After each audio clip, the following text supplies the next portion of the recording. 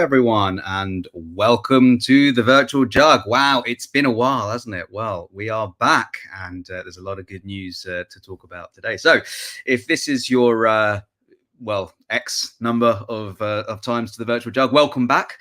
If this is your first time to the Virtual Jug, then a big welcome. A little bit about the Virtual Jug. The Virtual Jug's an inclusive virtual community focusing on Java, JVM, surrounding technologies. And really the reason that we created the Virtual Jug was for individuals and folks who either didn't live and have access to a local in-person Java user group, or they just wanted to max out on more tech and more interesting topics, and wanted to get a supplement to the existing cool sessions at the Virtual Jug. So if any of those apply to you, then welcome to the Virtual Jug, and feel free to join and subscribe and certainly RSVP to future meetups as well. So if you didn't hear the very exciting news from late last year, the Virtual Jug has new leadership. It's been an amazing 10 years or so, but it's time for the awesome team behind the Virtual Jug. The awesome team behind Devoxx UK, pardon me, Mark Hazel, Kim Fletcher, and Sam Hepburn to take over, and they've stepped up to continue the amazing growth that we've had at the Virtual Jug. So I'm going to invite them onto stage. So we'll start with Mark Hazel, Kim Fletcher, and Sam Hepburn as well. Hello, folks. How are you all? Hello. I felt a bit like a game show there, where we were all waving at the same time. The Price is Right or something. Like, come on down. Yeah, absolutely. Well, why don't you tell us who you are and where you're from, Mark, in that game show style? Well, Silla, sorry, for those of you outside of the UK, you might not have got that gag just then. But anyway, I'm Mark Hazel. I've been running Java conferences and developer conferences around the world for about, lots of grey hairs. And I am one of the organisers at Devoxx UK. I'm one of the organisers of Vox Days conferences as well. And I love community stuff. So when it looked like the Virtual Jug wasn't coming back, or it was just going to sit there for a while, we said, hey, come on, let's do something here, because everybody needs strong community and great stuff. And thankfully, Kim and Sam, who were real doers, actually said, yeah, this is a really good idea. So I'll let them talk. Thanks, Mark. I am Sam, for those of you who don't know me, also from the UK, although my accent might lead you astray. I am currently actually just doing vJUG stuff and helping out the Devoxx crew. Just left my full-time gig as a director of community, and I actually started out my career in the London Java community. So before I knew anything about anything and thought Java was coffee, I was self-teaching myself to maybe code, and someone said go to the LJC, and I met some awesome humans, including Simon and Mark, at that event. Fast forward 13 years, and I still can't code hello world, but I have found my love and passion in the Java community, and so really excited to take over the community and hopefully do awesome sessions. But I'll hand over to Kim. Hi, yeah, I am Kim, and I've been running events and conferences for the last 15 years, but have been more in the developer space for the last 5 years, and very excited to be a part of this. Awesome. Well, thank you first of all for taking on the community, and I know it's in amazing hands. Mark, why don't you actually give us a bit of an insight into what everyone can expect for the next, was it 30 or 40 years you said that you were going to take the vJUG on for? I can't remember. But I think I said 30. Okay, something cool. like that, yeah. Look, I think we've got loads of stuff going on under the hood at the moment, lots of ideas, and we've got some great speakers coming up as well. So we've got Trisha speaking today, we've got Josh Long coming up, Matt Rabel, and a whole heap of people planned in the future. But also, this is, we shouldn't be deciding on who comes up.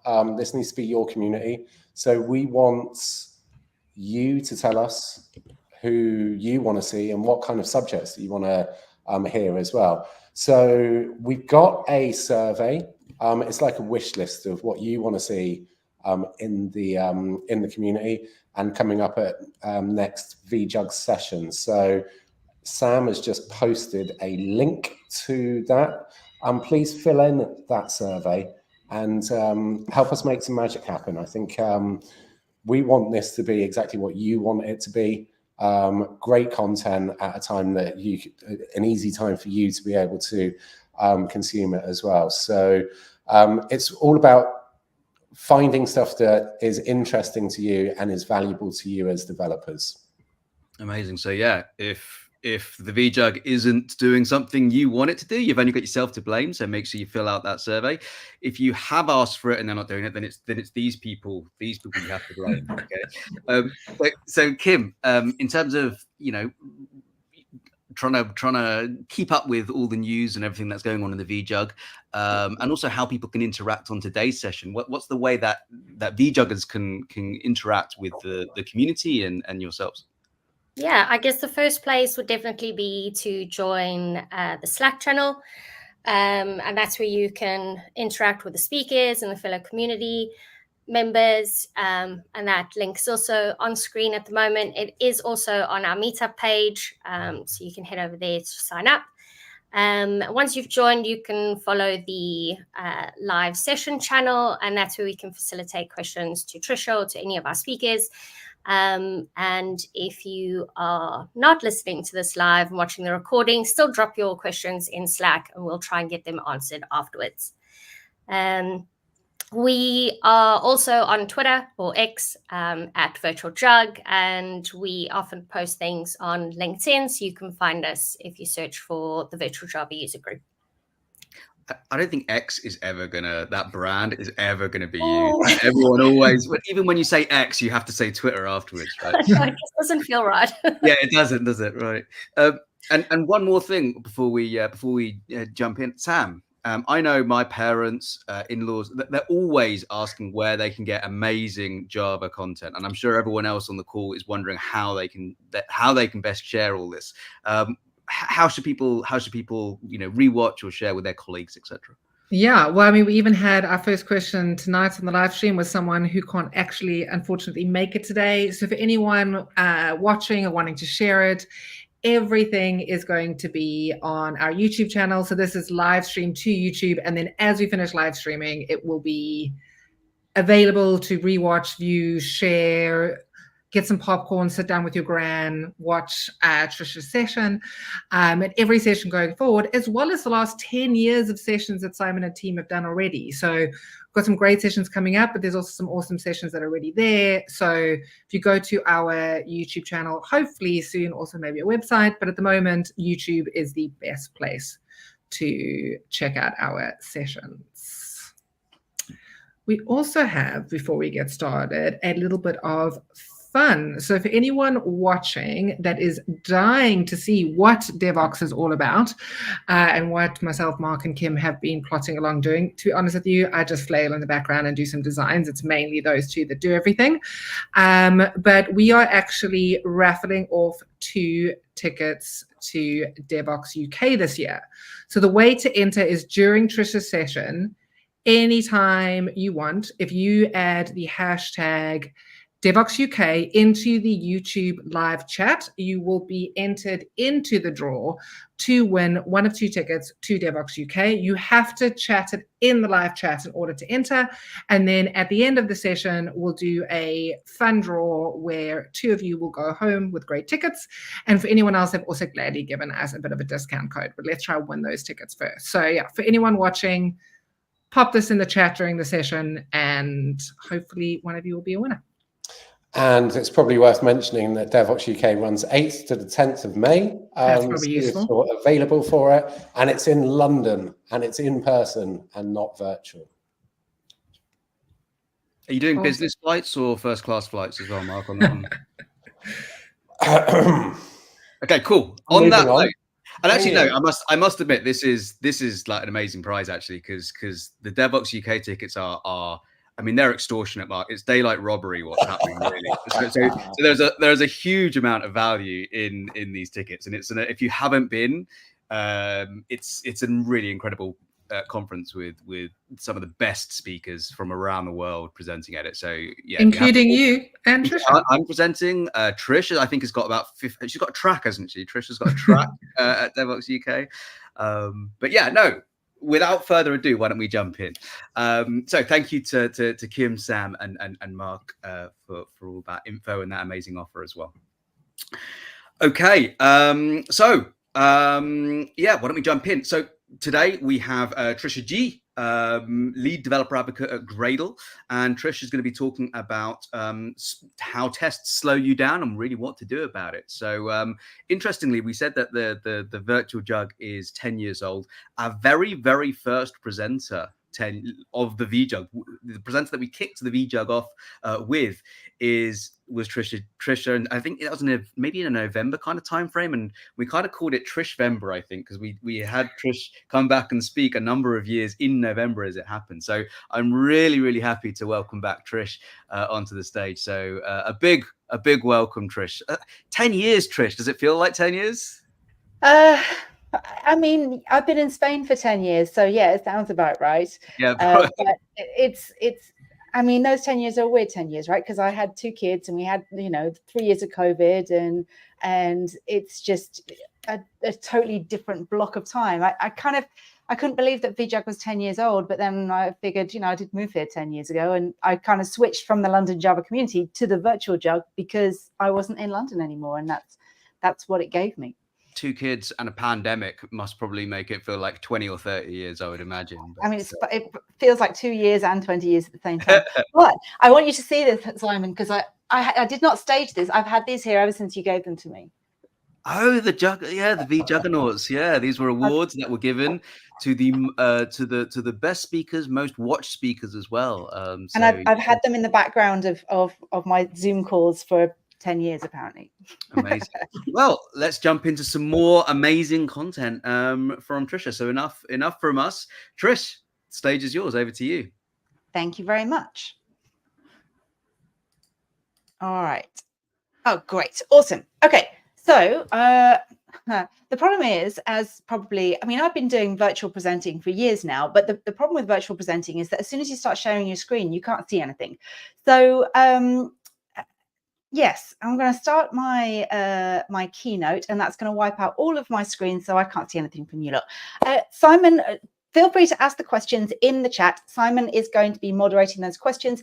If there is time at the end, he will ask me the questions, and I will try and answer them. However, I ran through this talk earlier on today, and it was longer than an hour, so I'm going to try and keep it a bit shorter than that. It's 85 slides and 4 demos. What could possibly go wrong? So I better just speed on and get on with it. I am going to be in the vJUG Slack, so I can have a look at questions in there either immediately afterwards or maybe tomorrow once I get back to work, because it's getting quite late here now. So Trish, what I'll do is I'll try and keep unnecessary interruptions just like this one down to an absolute minimum. Okay. Just every 5 minutes. That's fine. Cool. All right. Excellent. So are your tests slowing you down? That is the question here. So yes, before we answer that question, let me introduce myself. I am Trisha Gee. You may or may not know me from having worked at JetBrains and done a whole bunch of stuff for IntelliJ IDEA and Java. And in the recent years, I've collaborated on a couple of Java books and on a couple of books for IntelliJ IDEA. So I kind of want to mention them because obviously I want you to buy my books.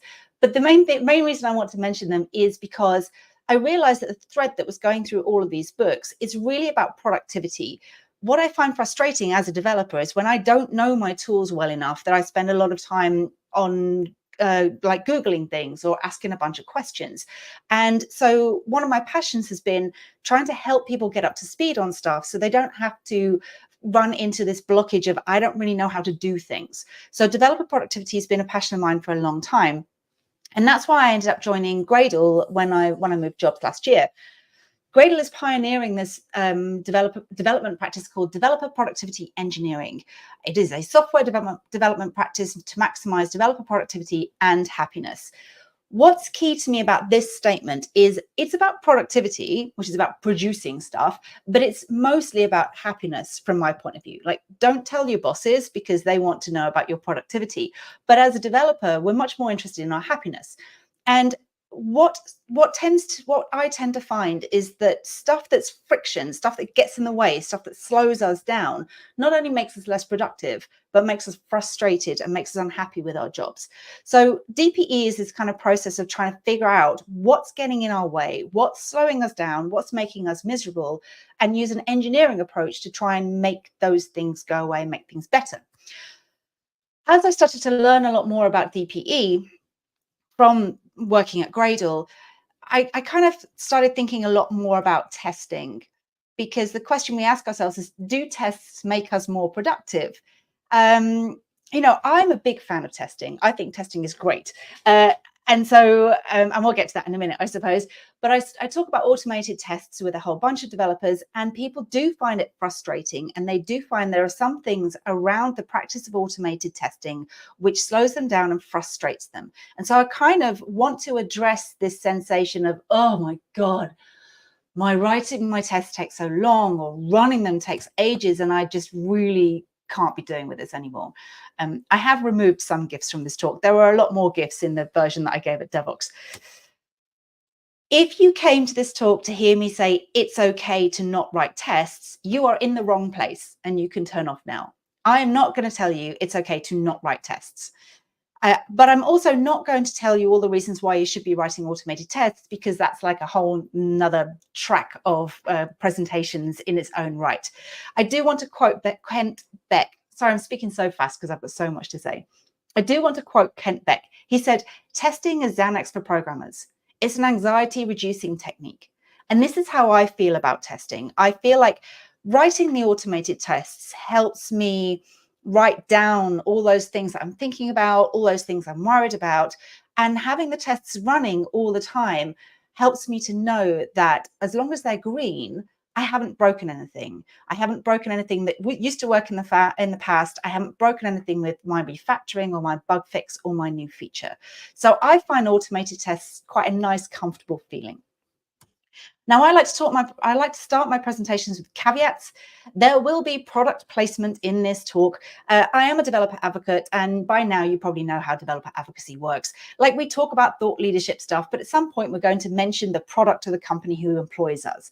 Now, the company who employs me is Gradle. What you probably don't know is Gradle has two products: Gradle Build Tool, which you probably do know about, and Develocity, which you may not know about. And Develocity is our productivity tool, and it works for Gradle, Maven, Bazel, and SVT. So it's nice that it's quite build tool agnostic, so I can talk about it without worrying about offending, 50% of the population who uses Maven. What I am going to do in this talk is, you'll see at the bottom of the slides, which are product specific, we will put the Develocity logo, just so that you can tell the difference between the product pitch and the thought leadership stuff. The other caveat, oh yeah, and there's loads of GIFs in this talk, because I don't know, that's the inspiration that hit me. The other caveat I want to give is, there's nothing particularly shiny, new, and exciting in this talk. What it does is it pulls together a whole bunch of ideas around the idea of testing.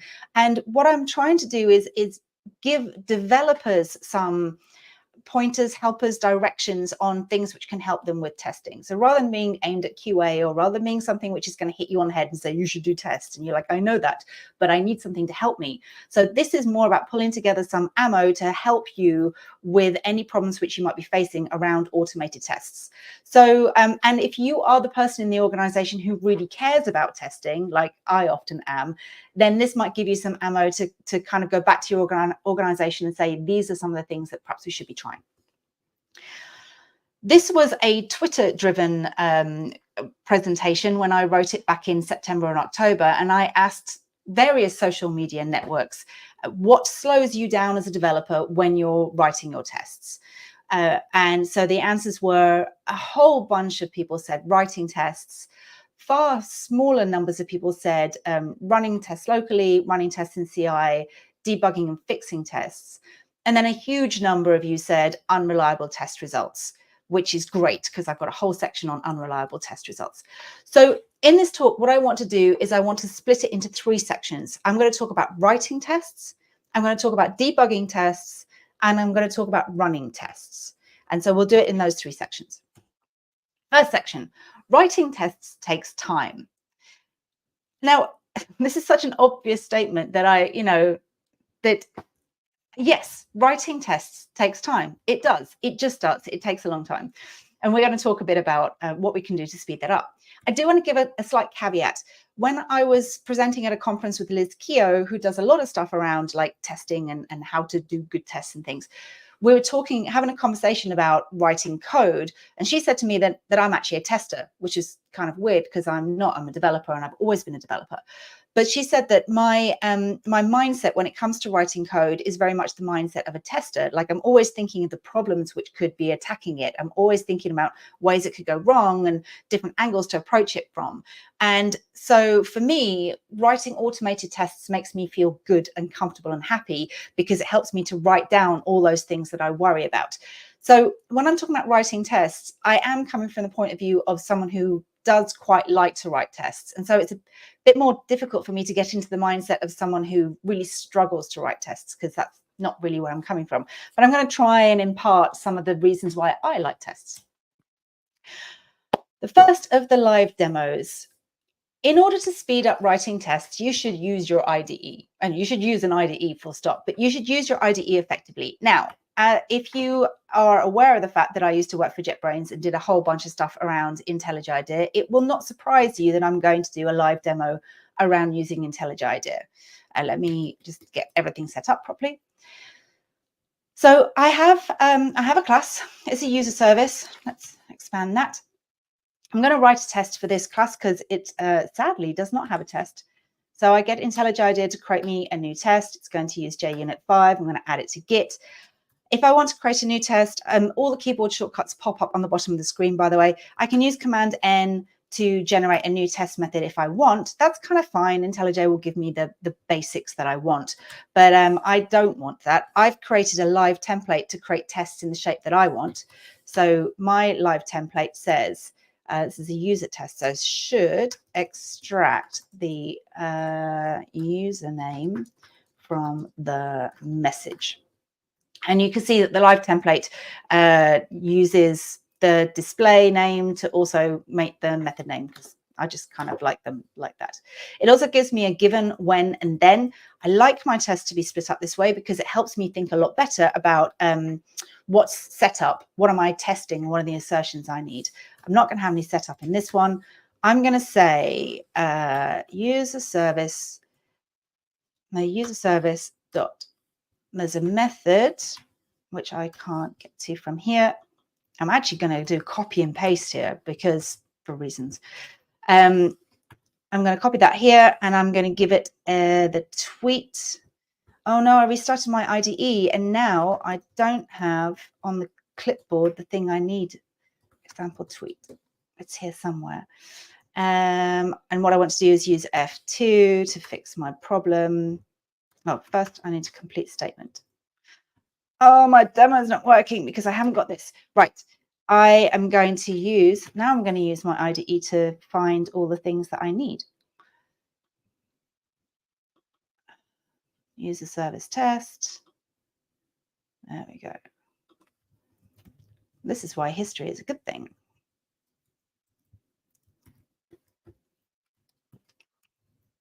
So this is my example message that I need to test. I find that somewhat distracting, so I'm going to use an editor fold to fold that away.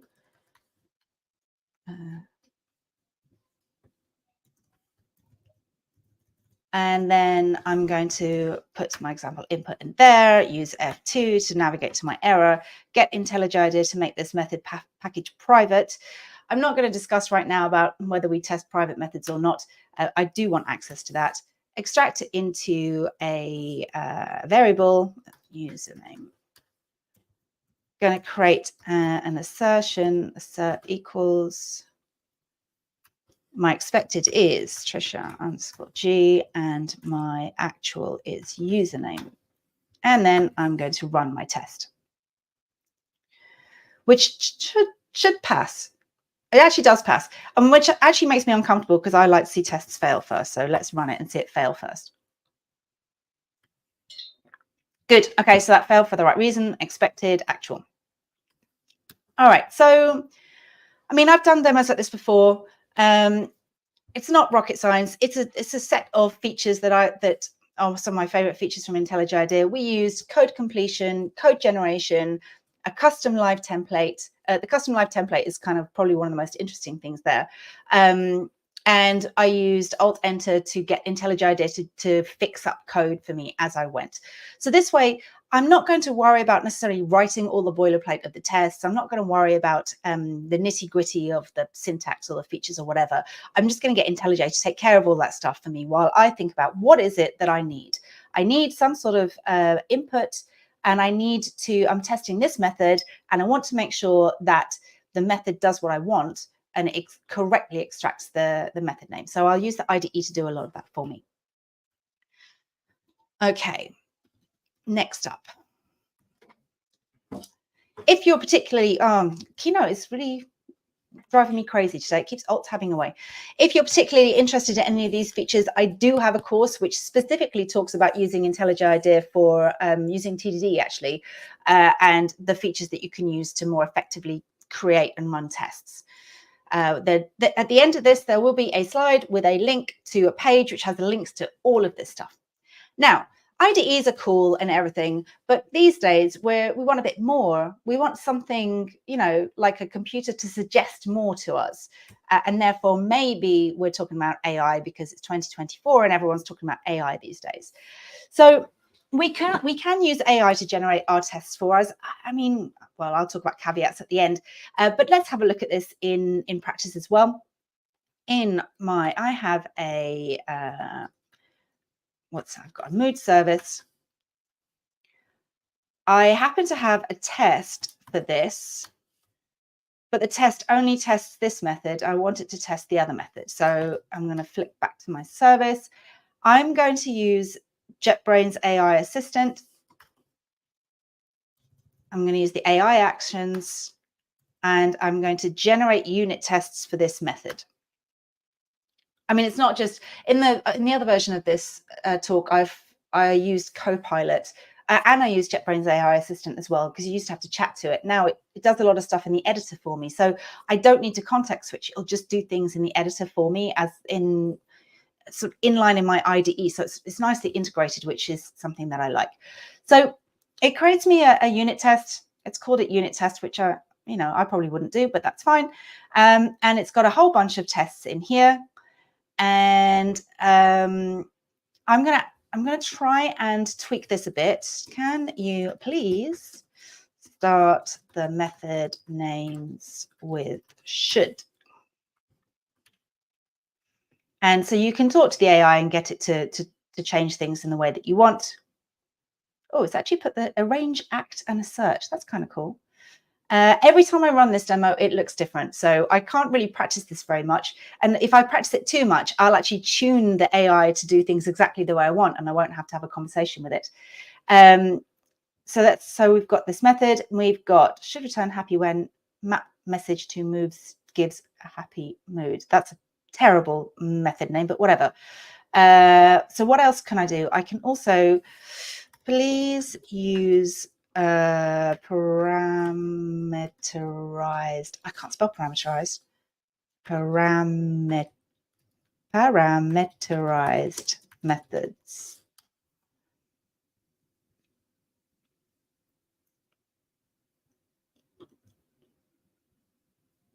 Let's see if it'll work here, because JUnit 5 parameterized tests are really nice. You don't necessarily have to write 500 different types of tests. You just have a map. So for these messages, I expect to see these results. And then you can say something like, can you please add a test that checks more than one mood is returned. This is a completely different test to the one it wrote earlier on today. The one it wrote earlier on today was a really nice demo. This one's great, but it's actually working, and I wanted one that didn't work. There we go. So let's add some more. Oh, look at that. Oh, now it does compile. Fine. So let's accept that and add it to Git. And let's see if we can run it. Let's see if it passes. it compiles and it passes. And it's actually not a bad set of tests. Not super convinced about the method name, but that's kind of fine. Provide test cases for map to message. Well, okay, fine. But I quite like this as well because it says for these messages, this is kind of the output that I'm expecting, and it's quite readable. And so we got AI to generate a whole bunch of things that, I mean, it wasn't the speediest thing to do. And you could argue that certainly if you know your way around the IDE, you might not need to spend that much time, you know, changing should to test and all those sorts of things. And you can use code generation to do a whole bunch of stuff. But it's a different way of thinking. You can, instead of thinking about the shape of the test, you're thinking a bit more about like, what should the test do and what should they be testing, which I think is a good thing to do. It's also very good for existing code, because if you're going to try and create some tests after the fact, especially if you've got legacy code that you don't really understand, this might be quite a good starting point. And you can have a look at what the tests look like and be thinking, oh, so the AI thinks that the behavior is this. And so therefore I can start reasoning around what the behavior is or should be and whether the tests are correct or not. So I asked on Twitter if anyone was using AI, and a whole bunch of people are using AI with mixed results, generally positive results. It's not just AI assistant from JetBrains, it's also ChatGPT, Copilot, and so on. And a bunch of people kind of see it as a useful additional tool to the toolbox. However, you do have to be aware that sometimes the AI is not 100% accurate. It has given me code that doesn't compile. This morning when I ran through this demo, it gave me tests that did not pass and should not have passed because it just misunderstood what the code should do. When I was writing this talk, I asked it for a whole bunch of quote suggestions, and it gave me some. And I said, oh, well, when did Agatha Christie say this thing? Because I couldn't find it anywhere on the internet. And ChatGPT said, oh, no, she never said that. I completely lied to you. So you do need to be aware of the results generated by AI, because half the time it doesn't know what it's talking about. I do want to caveat all of this. Caveat is a word I'm going to use regularly in this talk. These are techniques for writing more code effectively, writing more tests, writing them faster. But as my old boss Dave Farley used to say, or still says regularly, the keyboard is not the bottleneck. He often applied this to test-driven development, but it's all processes where we try and speed up the act of coding. It's not typing the code into the keyboard that's the problem. It's not typing the lines of code that slows us down. It's actually thinking about the problem we're trying to solve. It's actually thinking about what should the tests do and what should the actual code do. And I've mentioned test-driven development. One of the ways that we can actually speed up this process, which isn't about automating writing the test, is about bouncing off other people and getting other people's ideas on this. When Lisa Crispin and Janet Gregory say, we recommend that developers who are good at writing efficient, maintainable code work together with testers who are good at specifying test cases to automate tests. I've had a lot of success with this, working with testers who can kind of come and bring their mindset into, have you considered this? What happens when this happens? Or if I go kind of crazy about some of the edge cases I'm thinking of, they'll say like, that's probably not going to happen because of various other things. So working with someone else with a slightly different mindset can be very, very helpful in terms of not getting stuck and not spinning when we're writing these tests. I recently read Organizational Physics, and it talks about these 4 personality types. It's not necessarily that you're always one of these personality types. It might be that you move into the different boxes depending on what you're doing and the context around you. But the idea is the stabilizer, producer, unifier, and innovator.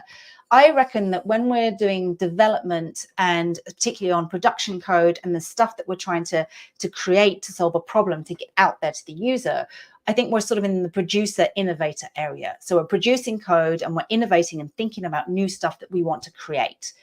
I think that for testing and QA, stabilizer is a more helpful mindset. In fact, it says here quality control, and stabilizer works more slowly, more methodically, and in a more structured way. And so I think that when we're writing automated tests, we either need someone who is more in tune with the stabilizer mentality, or we need to shift our own mindset into the stabilizer mode instead of in terms of like producer or innovator and kind of going mad and crazy and doing new stuff and chucking code over the wall. And I think it's worth bearing in mind those different mindsets when we're thinking about writing our automated acceptance tests, automated tests. Dorothy Parker, the American poet, says, creativity is a wild mind and a disciplined eye.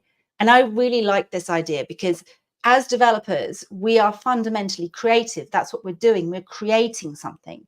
But it needs these two components, the wild mind, the innovation, the creativity, the thinking about stuff, the new ways to solve problems, and the disciplined eye, the way to implement it so it's not going to bring the whole system down, the way to implement it so it doesn't have bugs in, so our users don't get frustrated, so they use it properly. You need both of these things in balance to create something that's going to be effective for your end users and hopefully make the people who pay your salary money so they can pay your salary. The final thought I want to leave us with in this section is that if you invest the time in writing code, you will save time in troubleshooting code. So writing code is writing tests is an investment. It is not a waste of time. So part 2, troubleshooting tests takes time. That's a difficult thing to say with my Invisalign in. The first thing I want to look at is this. What is this test anyway? Let's say you have a test which fails, particularly if it fails somewhere else, like on CI or on someone else's machine, or in a QA environment, and something fails, and you don't know why it failed. That's so frustrating. Like, how do I know even if the test is broken or the code is broken or what happened? This particular test embodies 2 things that I hate about suboptimal tests. The first is a method name which doesn't tell you anything. So test increment. Okay, I'm testing the increment. What am I testing? Am I testing it goes up? Am I testing it goes up by a certain amount? Am I testing what happens if it doesn't go up? Or what am I testing about the increment? And the other thing is the use of assert true or assert false, because when it fails, it always says, I expected true and I got false. And you're like, okay, but what did you think was going to be true?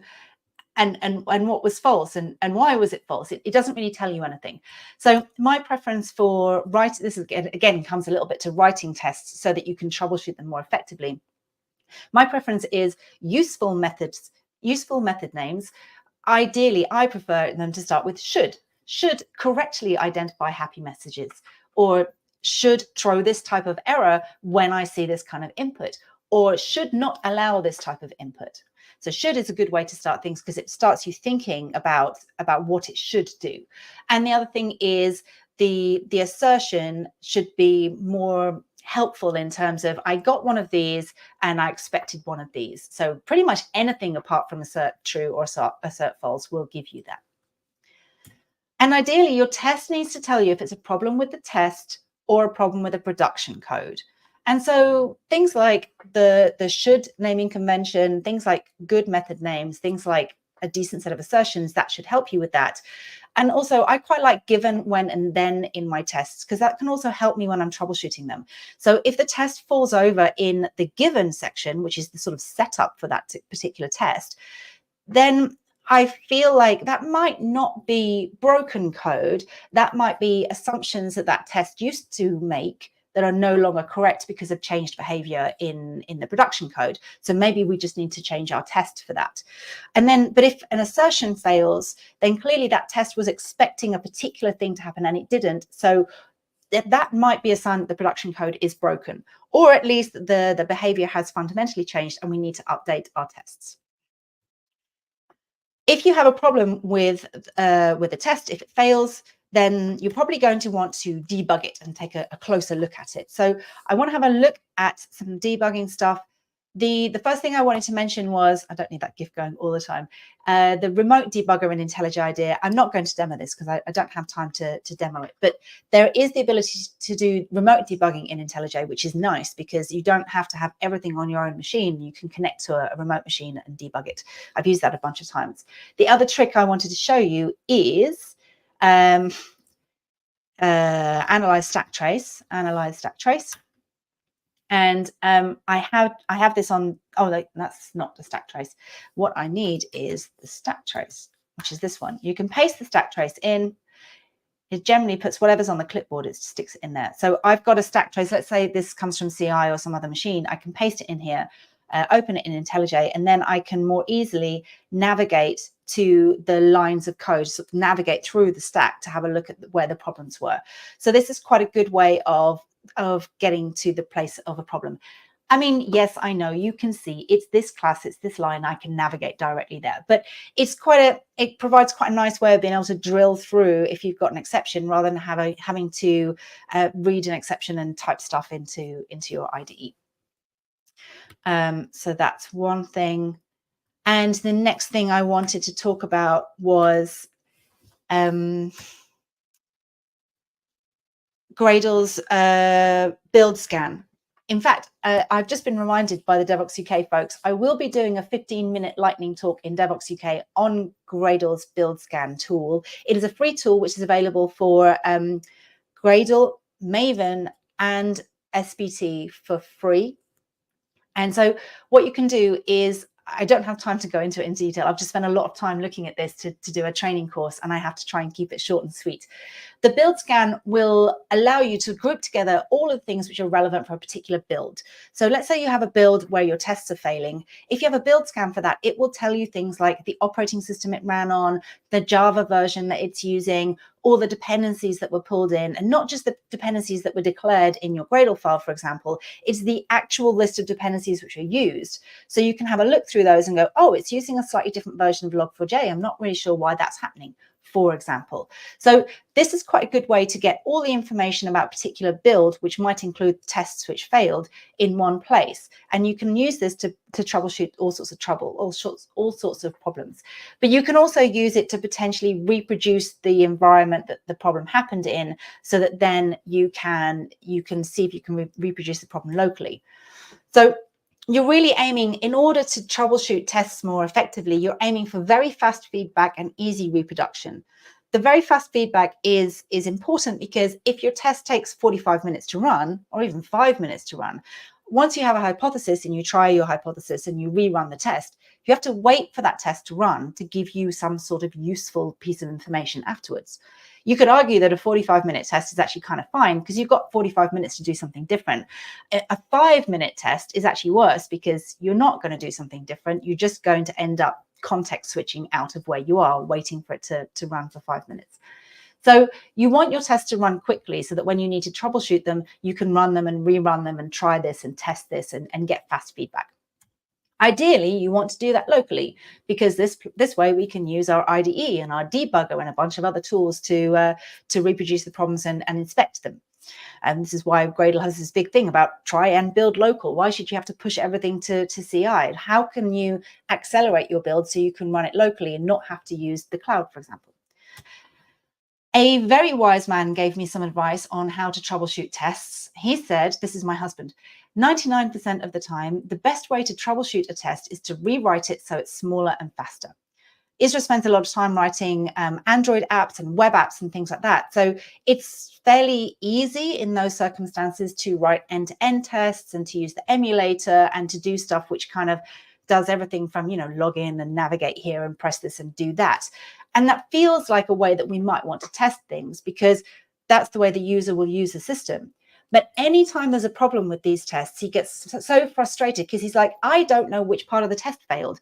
And I have to wait for the emulator to come up to rerun the test. And half the time, I don't know if it's in setup or if it's in part of the path or I don't know where it is. So he always finds himself in those circumstances looking at this big end-to-end test or emulator test and pulling out segments and writing it back into unit tests. Half the time, after you've written a big end-to-end test, when you think you need an end-to-end test, once you've seen it written down, you're like, oh, you know what? I don't need the whole system to test this bit. I can actually do that as a unit test or a sociable unit test or a faster running test. It doesn't have to be, could still use test containers or something. Just if it doesn't use the whole system, it can speed up. So aim for fast feedback and short running tests. Flaky tests.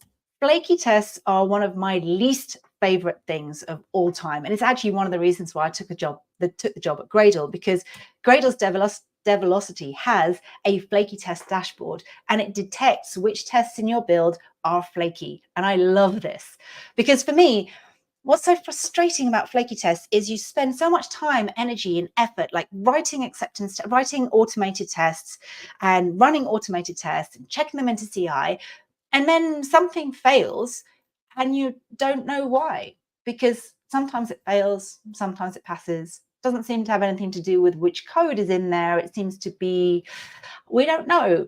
And so when your build starts passing and failing and failing and passing, you lose faith in it, you lose trust in it. So even tests which are not flaky, you start to ignore, especially when they go red, because you're like, well, maybe it'll fix itself in some time. So flaky tests are super toxic. And the first thing you need to do is identify your flaky tests.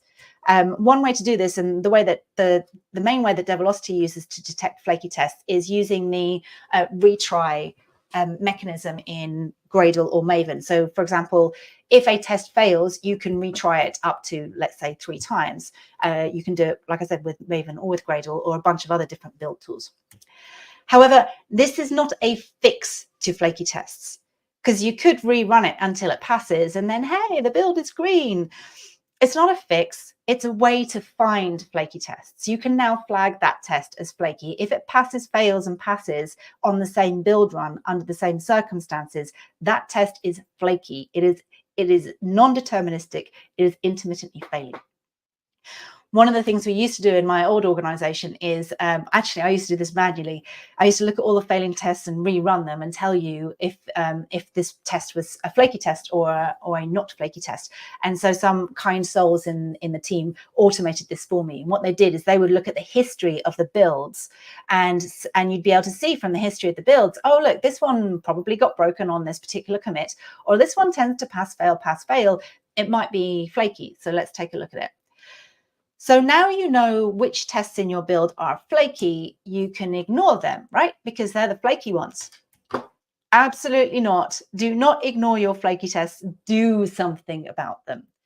The first thing you should do is quarantine them, get them away from the rest of your build so that it's not poisoning the test results, which are giving you some useful information. But ideally, you're going to fix your flaky tests. I'm not going to tell you how to do that here, mostly because I'm enormously running out of time, but also because Dave Farley has a really nice video on his continuous delivery channel about the 5 causes of test intermittency. So if you want to fix your flaky test, have a look at this video. There's loads of tips on there about what can cause flakiness in tests.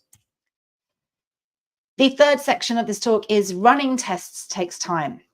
So surprisingly few people actually said that running the test takes a lot of time, which surprised me, because I found that waiting for my test suite to finish in CI, for example, is something that just takes a lot longer than I would really like it to do. But then I had a thought, and I thought, well, maybe running tests doesn't take very long if you don't run the tests. So I asked, are you using skip tests when you run your build? And 70% of people said yes. And I thought, God, I hope they're not skipping their tests every time they run a build. I hope they're just saying, yes, I do sometimes do that when I need fast feedback. Because otherwise we've got all these tests and we've written them, or we troubleshooted them, and we've fixed our flaky tests, and then we're not running them at all. But they are on to something here. The fastest test and the fastest build is one that doesn't need to be run. But one of the ways you can do that is to use a build cache. So let me give you a demo of a build cache, and then I'll talk you through. I mean, a build cache is like any other cache. Given the same set of inputs, you should have the same output. So if the code in that module hasn't changed, then I shouldn't have to recompile it, because the inputs, the code is still the same. And so I should be able to get the output of that task from a cache. So I should be able to get the class files from the cache if we built that module before and no changes have happened.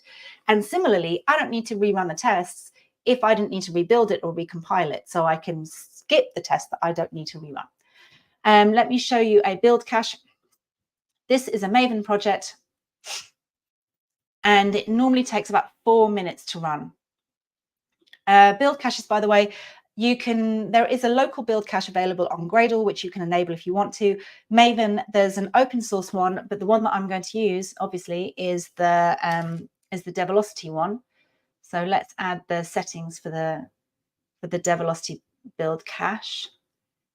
This is a Maven extension. It's called the Gradle Enterprise Maven extension because it used to be called Gradle Enterprise. It's now called Devlocity. And you have to point it to a server, which I'm going to use our training server. Now, when I rerun this build, which did take 4 minutes because it uses test containers, it spins up instances of MongoDB and tests against MongoDB.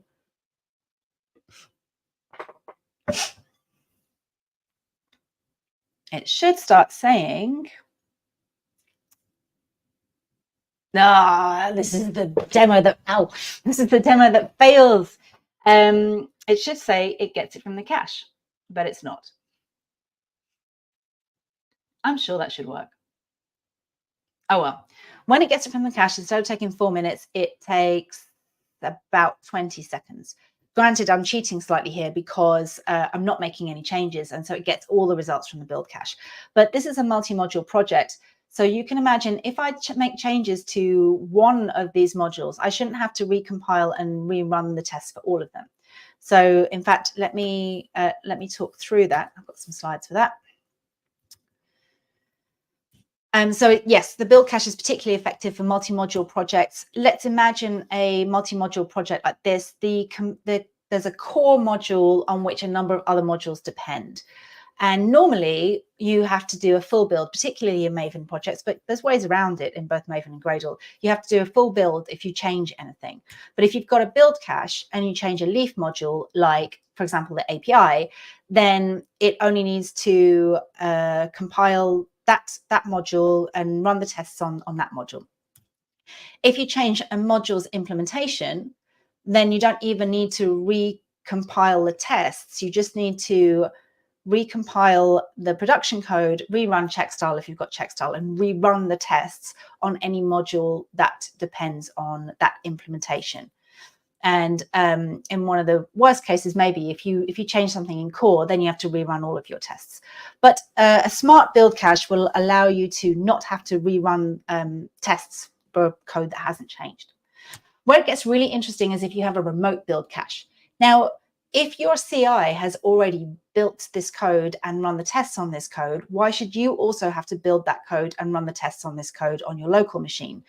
And in fact, if you get a version from your version control that has already been built in CI, you can get the class files and the test results and all the rest of it from the remote build cache without having to run it at all. So you can save those 4 minutes of the build by getting it from the remote build cache, which was populated by CI. Of course, you can run tests in parallel. This is a good way to go faster. I have a demo. Finally, we get to see this one. So this is the Groovy project. Let's build it. It's a Gradle project. Let's open Activity Monitor. The whole point here is you'll see, hopefully, because my demos aren't going great so far.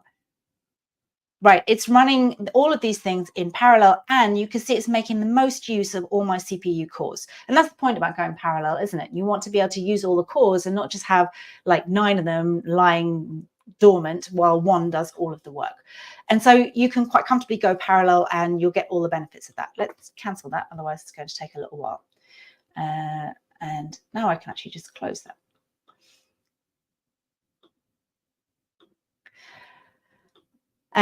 So run tests in parallel. I don't need the GIF because it actually worked. This is, like I said, high risk demos. Run tests in parallel on CI. I mean, I assume we're all running tests in parallel on CI because that's kind of one of the joys about running stuff in the cloud is you have stuff agents all over the place.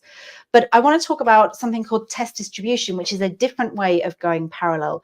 So with a test distributor, which again, like Devoxx has test distributor, but I also worked for a company where we wrote our own.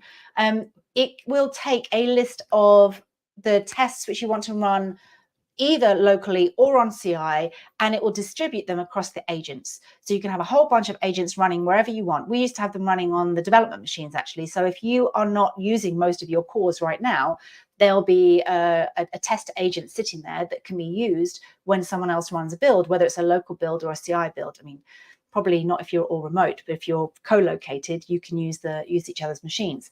And so that way you aren't limited by the number of cores on your local machine. You can go as parallel as you want. And you don't have to, and CI as well, you don't have to slice and dice your CI build for parallelism in a particular way. You can just ask the test distributor to do that for you. And generally speaking, as you'd sort of expect, if you double the number of executors, then the build time halves, generally speaking. I mean, if you've got one test which is like does half of the work, then it can't be distributed across agents. So you do have to be smart about your tests, but we're probably already that smart. So, and we found that Netflix, when they were using Devoxx, and they were using test distribution, they cut their build time, their test time from over 60 minutes to under 5 minutes by using test distribution. So you can imagine that you can run your tests way more frequently if you can run them all in 5 minutes instead of having to wait 60 minutes for them all to run. Now, once again, we are in 2024, and why not use AI for this problem as well? So there was a study done by Meta.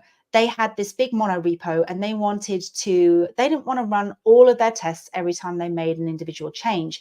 They wanted to run only the tests that were going to tell them something useful, like, did it work? And they found in this paper that they wrote, the test selection procedure selects fewer than a third of the tests that would be selected on the basis of build dependency. So they used a machine learning algorithm to figure out which tests fail when you change this kind of code if something's gone wrong. And so the machine learning algorithm will learn, like, every time you do check-ins or every time a build is run on CI, and retrain itself to say, okay, these are the classes, these are the tests which are appropriate for these classes of changes. So, and then generally the metadata said that you only have to run about 30% of the tests.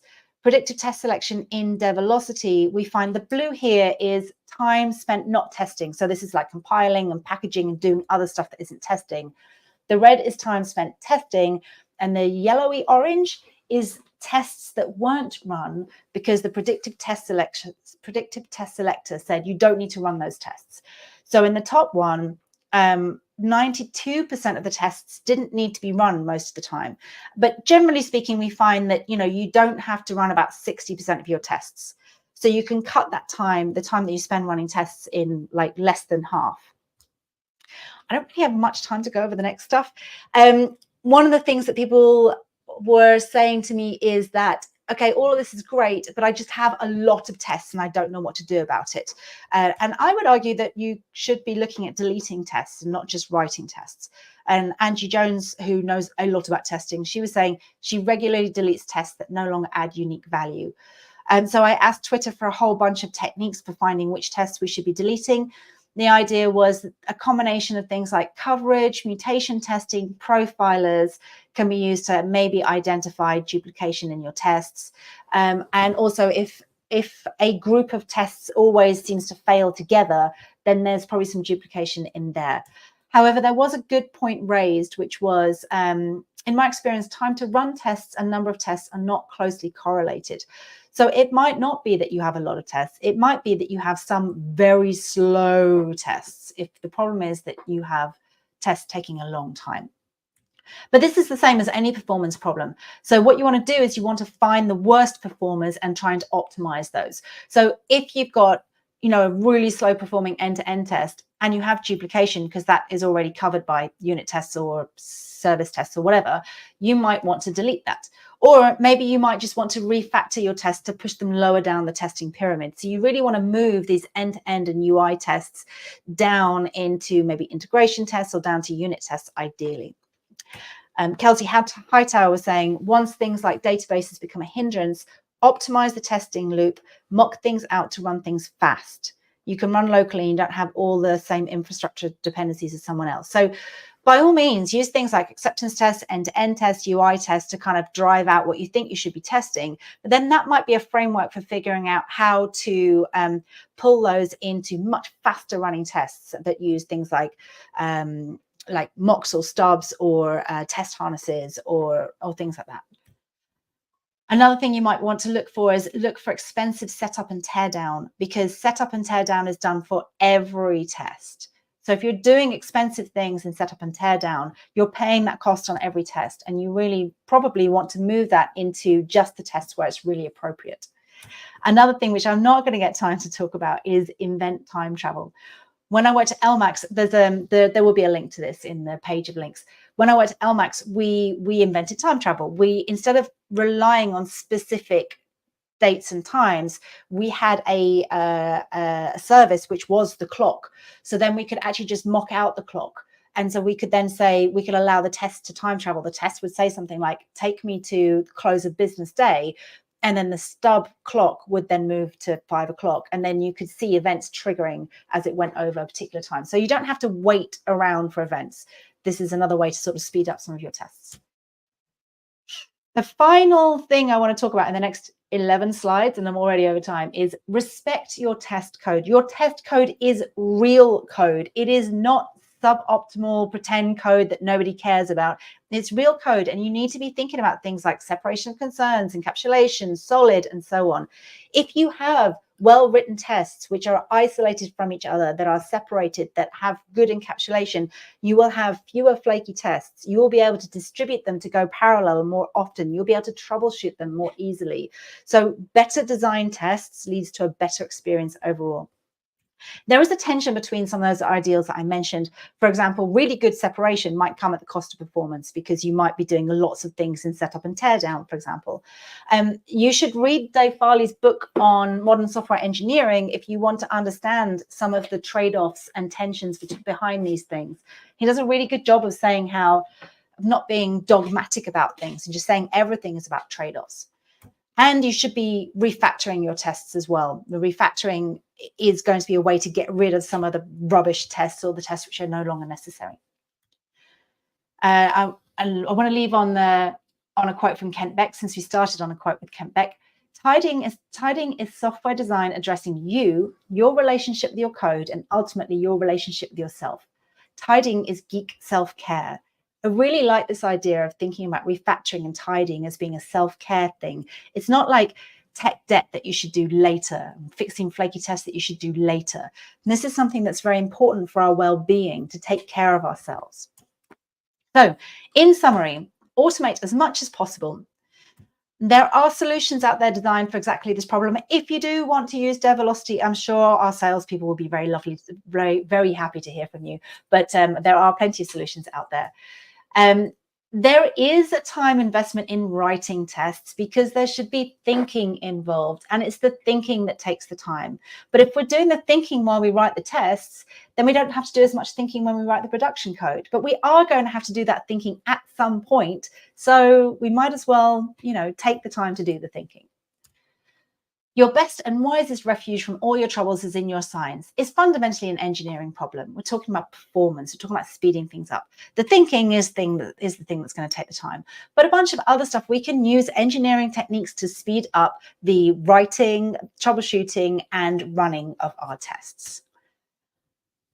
Thank you very much. I only went ever so slightly over time. There's 2 QR codes here. The black and white one is all the links and information to stuff, like I said, about the stuff that I've been talking about. That's all there. I've snuck in a cheeky buy my book QR code. So if you go to that page, it's got 20% discount on my IntelliJ Idea book. So yes, that is my presentation. There's probably no time for questions, but I might hang around for a little while just in case there are some questions I can answer. I can see 96 comments. That's a lot. There's always time for questions, Trish. It's no time for whatever's next, so that's fine. So actually, before we jump into questions, there's a lot of Devoxx UK, #Devoxx UK comments in the chat, which enables people to be entered into the draw for free Devoxx UK, 2 free Devoxx UK tickets. So yeah, if you didn't realize that, you've still got time, so please feel free to add that into the chat now. Can I do a quick plug for Devoxx UK as well? Go for it. So I'm going to be doing, so I talked about DPE here, Developer Productivity Engineering. I have a whole talk specifically about DPE and what that means at Devoxx UK. And I'm also doing, a talk on build scans, like I said. And like you said, I'm doing a lot of talks. I'm doing a talk on 97 things every Java programmer should know. and me and Holly are doing a joint talk about developer productivity should be fun. Nice. That'll be a cool one. Excellent. Yeah. I'm doing one on we're live hacking, me and Brian Vermeer live hacking AI generated code on stage. So we generate the code, then we live hack that, in a runtime as well, which is always scary, but also very fun. Nice. Cool. So yeah. There is still time to drop your questions in as well, so feel free to do that. I'm going to put a few up here. This is an interesting one. Hawk SVK asks, I'm not sure, maybe you wanted to clarify this a little bit in the chat as well, whether this is the writing, which it kind of looked like it was, of tests, after a couple of other comments straight after, but maybe the running of those tests as well in terms of taking the time. But this is really about that, having multiple parameters and the combinatorial boom or that gets created by the sheer number of permutations, combinations of those parameters.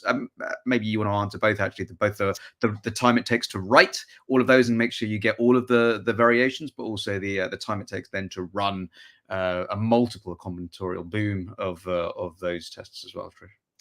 So in terms of writing all of the edge cases, that seems to be something that the people I've been speaking to said that AI is pretty good for that kind of thing.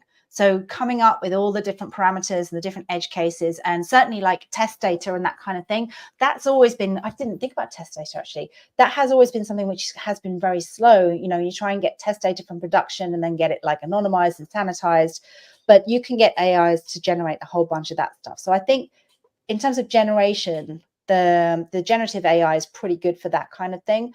In terms of running, it does get a bit daft if you have to put in loads. It depends a lot on the type of system, and if it's a unit test, even if it's got millions of inputs, it still only takes seconds to run, so that's kind of fine. But if you're talking about things like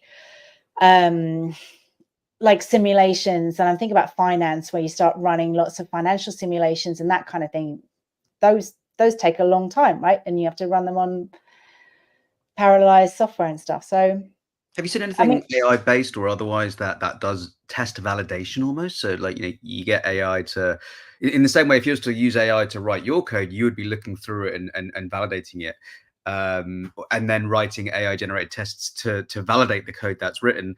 What's validating those tests? Is that manual validation verification as it gets written, or is there anything that you've seen or used that I right now, but this is probably me because I'm old-fashioned, like I would want humans to validate that it looks sane. But certainly, I mean, I know there's all sorts of like statistical testing stuff, so like and mutation testing kind of falls into this, which is not part of this category as well, but like I've just thought about so many things I don't even know what to add. And this question is a big question with lots of different things, right? There are different tools for helping with this kind of thing. For example, you don't need to write all of the inputs and outputs if you're going to use things like mutation testing, because that's another way of trying things out from different angles. And you can also do things like, you can do like statistical analysis on, I don't know, you don't have to try every input and output, that you can kind of do something which is statistically significant. But it's definitely a difficult problem. Like it's non-trivial. And if AI is going to generate your test for your test data, at some point, some human's going to have a look at it and go, this doesn't make any sense. And when something fails, some human's going to have to look at that and go, once again, is it the test or is it the code? Another question here about, we're also in that meme about this is what integration tests found, this is what unit tests found, and there's something funny about a door that doesn't open or whatever. But how about the power of contract testing versus full-blown end-to-end testing? I was looking at contract testing this week because I've done a video on flaky tests for Dave Farley's channel, and it will go live in a few weeks. And I wanted to talk about contract testing, but I didn't because we like end-to-end tests. I think we like end-to-end tests because it makes us feel good that we're testing the thing that the user will actually use, including sometimes testing against the test API that the bank provides us, or the test API that some third party provides us. But this makes our tests slow and almost always flaky. because there's so many moving parts, and particularly when you're looking at a third-party API. So I was looking at contract testing this week because I remember Mike Nygaard mentioned it in Release It. Contract testing is a really good way if you want to check that a third party's API is doing what you think it's doing. You can create a small subset of tests which hit that API to check that and check only the bits that you care about. You don't have to check the full API spec. Make sure that it's still doing what you want it to do. And so then you can kind of have that contract testing separate from all the rest of your tests. So then when the contract fails, you know that the third party has changed their API. And that's way better than your end-to-end test failing because I couldn't place an order. And you're like, oh my God, why couldn't you place the order? Where did that happen? What happened? Was it my code or was it, the API? So contract testing, I think, is a really nice way of isolating a particular part of your system. And then you create a test harness for that third-party API, which behaves the way that you expect it to behave, and use the contract testing to make sure that the API is working the way you expect it to behave, but you don't rely on it for your tests. So contract testing for the win. Kind of goes back to what you were saying before as well about breaking the test down into smaller, simpler tests as well. So you only test the contract versus the whole end-to-end test. Exactly. Any tips to speed up DAO layer testing? If I say it depends, is that cheating? That's a good answer. It does depend, because you can unit test that stuff and you can mock and stub it, right? And you can, I've been using test containers. I'm a big fan of test containers too. Test containers is nice because I don't do lots of writing code these days, but a lot of my example code is still the MongoDB stuff I did when I used to work at MongoDB. And so test containers is a really nice way to spin up a MongoDB instance and check that your stuff works the way you expect. Once again, though, the MongoDB test, I'm going to use them as an example because I worked on that code a long time ago. So let's assume it was like, it's much better now. But you fall into the same trap of assuming that because the tests work on code which needs a database, you have to have the database there for the tests to be valid and to do the right thing. But in actual fact, MongoDB, for example, has a specification. So when I'm testing that the driver does what it's supposed to do, I don't have to test that the data goes into the database. I only have to test that the call that the driver makes is the right shape according to the specification, which might be the right SQL, like literally a string comparison on SQL, or it might be not in MongoDB's case, but like, the JSON that comes out is the right shape. And then you just have to do a string comparison. You don't have to spin up a database to check that the data that you passed into your DAO got saved into the database the way you expect it to. That's not to say you don't need integration testing. Integration testing is important too. But I think we fall into this trap of assuming all DAO tests need a database, when in actual fact, probably you just need to make sure that if there is a database, it connects correctly and you can read and write. And the rest of your tests just need to make sure that given the right input, you're poking the right things out the back end into your stub or your mock or whatever. Yeah, no, great answer. So Trisha is also a lifelong JetBrains advocate, previously paid by JetBrains, a lifelong fan before and of course afterwards as well. So I don't mind sharing a couple of questions here. There we go. Look, don't mind sharing. It's my JetBrains community contributor thing.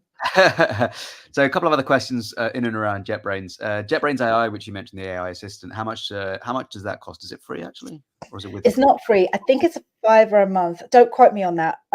It's not free. It might be more than that. It's comparative to Copilot or whatever. They have the same costs. Effectively, they have a whole bunch of stuff running in the cloud, and it costs them a whole bunch to run AI. So I have been fortunate. I do have it for free because I'm a community contributor to JetBrains, and that's why I don't know how much it costs. Sorry. Yeah, no, all good. Thank you, SparkleWorld555, great username. And finally, a question from Simon. I'm not sure if this is about the book or the license, but if we own the first edition of IntelliJ in action, is there an upgrade option? I'm not sure if that's for a second or third edition, or whether that's for the license. This is the first one. This covers the classic UI that most of us have been using for years and years.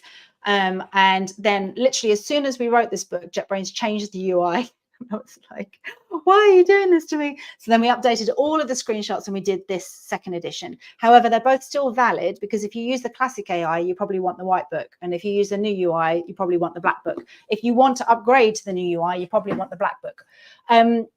If you have a copy of the white book and you want a copy of the black book, I can give you, if you contact me directly, I can give you a code for the lean pub version. But I can't do anything about discounts on the physical paperback or hardback, because I have no control over Amazon's pricing for that. But if you do have a copy in any format of the first edition and you want a copy of the second edition, let me know and I can give you a code for that. And the best way to contact you, is it still sending a letter to your house? If you want to, yeah, you should write on a piece of paper. Yeah. You could get to me on Twitter, which is not called X.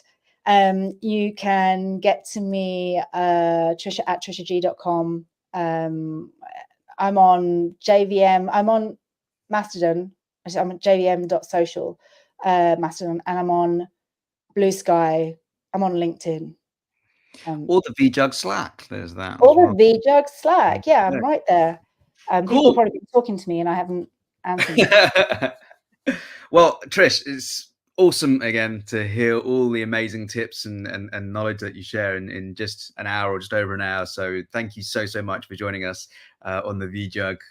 Thank you for having me back. Thank you for letting me kick off the new vJUG. I am honored and really pleased. You've been a lifelong supporter of the vJUG since it's been around. So it's a pleasure to have you here on the relaunch as well. So yeah, thank you very much to Trisha, and do follow Trish and try and get to see her at a conference, if that's Devoxx UK or others, because it's always great to chat with Trisha. So thank you very much, Trisha. And with that, yeah, I'll pass over back to Sammy, because I think we've got the all-important Devoxx UK draw as well, right? Well, before we get started with that, obviously I wanted to say a huge thank you to you, Simon, as well, for some amazing hosting skills. We couldn't do this without you and all the other hosts, so a huge thank you. And thank you, Trisha. That was awesome and epic. We are now going to do the infamous draw. So what I'm going to do whilst I share my screen is also tell you about our next session. So our next section, if you enjoyed this one, hopefully you'll join us for the next one, is going to be on the 18th of April, same time, same place. But this time we're going to be joined by the one and only Starbucks man, Josh Long. He is a Spring developer advocate, and he is going to be covering, I can never say it, beautiful Spring Boot 3. There's a pun there and my pun words don't work. So please join us for that. All the details you can find on www.virtualjug.com, or go onto our meetup page, because that'll just redirect you to our meetup page. But without further ado, I'm excited. I've never seen one of these live draws through StreamYard, which is the background. Can we see that? There we go. Let's also remove this banner just for now so we can see nicely. So for those of you who I noticed commented a few times, the hashtag, unfortunately or fortunately enough, this lovely tool eliminates all the duplicates. We had about just over 100 humans watching, and 34 of you entered the competition. So we also have a slight delay between me speaking and you seeing this on YouTube. So if your name comes up on screen in a few minutes when I do the draw, if you could comment in the YouTube chat to tell us that you're here, so we can tell you how to redeem your prize, that would be awesome. But let's do it. So let's click draw, and we're scrolling through the humans' faces. And our first winner is... Woo! Number one, our first winner for a Devoxx ticket is Dick. Dick, if you are here, please comment hello in the YouTube chat so we can tell you how to redeem your prize. I think there's a couple second delay here so we can... Woohoo! Whilst we wait for Dick, there we go. Dick, if you can jump onto the Slack and message myself, Sam, on Slack. I've just one of the last comments on the live channels session page. If you're looking for me, if you can just comment, send me a message there, we will send over your code to get your free ticket. But we did say that we had 2 tickets up for grabs, so I'm now going to run it again, and we will find out who winner number 2 is. If Dick wins again, does he get the second ticket? The tool also eliminates double winners. Carl, are you here? I'm not going to lie, my dyslexic brain was really scared I was going to get a name I couldn't pronounce. So thank you, Carl and Dick, for winning. Although I would have tried any name. Carl, if you're here, ping your name in the YouTube chat so we know you're here to redeem. And then you can also, awesome. So if you can also find me on Slack, I will then send over your discount code. But don't worry, if you didn't win today and you would like to still join us for Devoxx UK, Mark and team and Kim have given us a £75 off voucher. So for anyone who would still like to come, you can use this code and get yourself £75 off the ticket. If you or the conferences you run want to give our awesome community any other freebies in the months to come, you can find me on Slack, and we will hopefully have a whole bunch of prizes on our next live event. And so everyone goes home a winner, hopefully. But huge thank you to both Trisha and Simon. That's all for now. Hopefully we'll see you next month for Josh Long's session. Otherwise, join us on Slack and chat. Thanks all. Bye. Bye for now.